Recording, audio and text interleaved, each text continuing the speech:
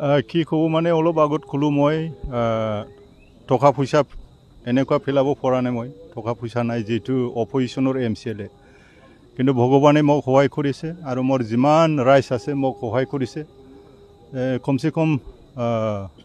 2900 কাছাকাছি মই জিকিলোঁ চাৰ্টিফিকেট পোৱা নাই চাৰ্টিফিকেট দিব তো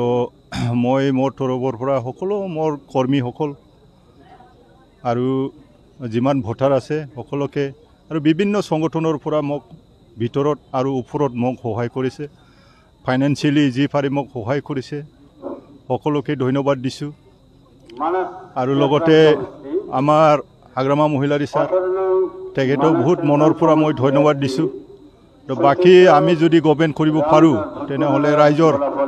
ৰাইজে যেনেকুৱা BTC বাছি যেনেকুৱা বিচাৰিছে এনেকুৱা ভাল কাম কৰিবৰ কাৰণে মই চেষ্টা কৰিম আৰু আমাৰ হাগ্ৰামা ছাৰে যদি গভৰ্ণমেণ্ট বনায় মোক EM দিব বুলি অলৰেডি সমষ্টি ডিক্লেয়াৰ কৰিছে ডিপাৰ্টমেণ্টও ডিক্লেয়াৰ কৰিছে চাম কি হয় এতিয়া কোনে কিমান জিকে পিছত হ'ব এইবিলাক তো মই সকলোকে ধন্যবাদ দি মোৰ যি নেকি আপোনালোকৰ ওচৰত চমুকৈ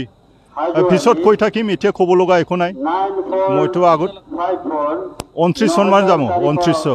এনেকুৱা যাব আগত যেনেকুৱা আছিলে 2020ত ঠিক তেনেকৈয়ে অলপ 100-200 কম বেছি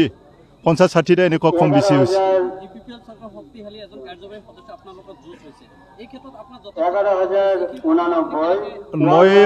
মই অথনি ক'লোঁ অলপ আগতে ক'লোঁ তেখেতে বহুত পইচা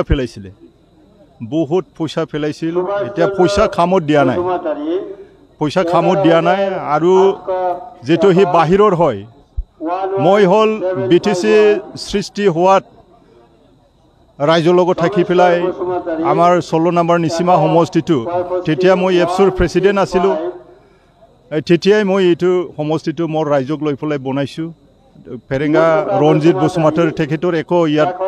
অৰিহণা নাই তো ৰাইজে বুজিছে তো সকলোকে ৰাইজক ধন্যবাদ দিছোঁ মই তো মই যদি অৰ্ডাৰ দিলোঁ হয় বহুত মানুহ মৰিলোঁ হয় যেতিয়াই শুনিছোঁ তেতিয়াই মই প্ৰশাসনৰ লগত মানে যোগাযোগ কৰিছোঁ DC SP ডাঙৰীয়া আমাৰ SDPO OC ডাঙৰীয়া ইহঁতৰ লগত মই পুৰা যোগাযোগ আৰু ৰিটাৰ্নিং অফিচাৰ লগত যোগাযোগ কৰিছোঁ মই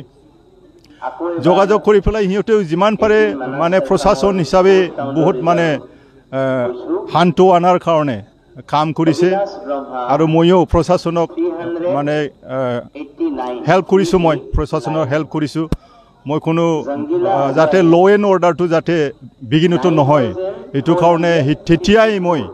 মানে মোৰ ৰাইজক মিডিয়াৰ যোগেদি মই অনুৰোধ কৰিছোঁ যাতে কোনো এটা গণ্ডগোল যাতে নহয় নহ'লে আমাৰ মাজত বহুত মানে মানুহ মৰিলে হয় আমাৰ মানুহ পুৰা মোৰ পৰা অৰ্ডাৰ খুজিছিল যে আমি কি কৰিম আমিও এটেক কৰিম নেকি যে এটেক কৰি পেলাই কি হ'ব আমি হে মানে আমাৰ মাজত হে অশান্তি হ'ব আজি ইলেকশ্যন শেষ কোনে ৰিস্ক ল'ব বহুত মানুহ মৰিলে হয় সেইটো কাৰণে এইবিলাক আগৰ পৰা মই অশান্তিটো বিচৰা নাই শান্তিটোৱে বিচাৰিছোঁ তো এইটো কাৰণে আমাৰ এটা আঘাত হৈছিলে 3টা গাড়ী নষ্ট হৈছে 3টা গাড়ীটো যোৱাকালি ওলোৱা হ'ল MBI ৰিপৰ্ট পালোঁ মুখলৈ আনিলোঁ বেংটলৰ পৰা মুখলৈ আনিলোঁ আৰু যি হস্পিটেলত আছিল তেখেতকো মানে এতিয়া হস্পিটেলৰ পৰা ৰিলিজ এতিয়া সুস্থ হৈ আছে